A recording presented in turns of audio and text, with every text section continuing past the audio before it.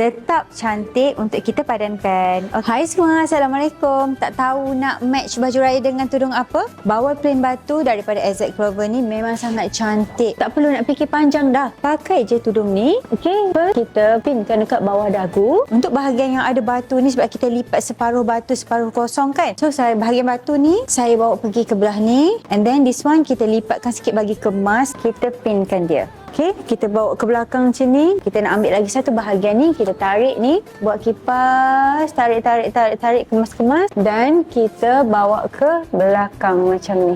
Kita pinkan dekat sini dan sini. Okey, kita kemaskan dekat sini. Kan dah jadi cantik macam tu. Bila kita pakai baju raya yang ada corak ke, kosong ke, tudung ni tetap cantik untuk kita padankan. Okey, so jangan lupa dapatkan bawah plain batu ni dekat AZ Clover tau.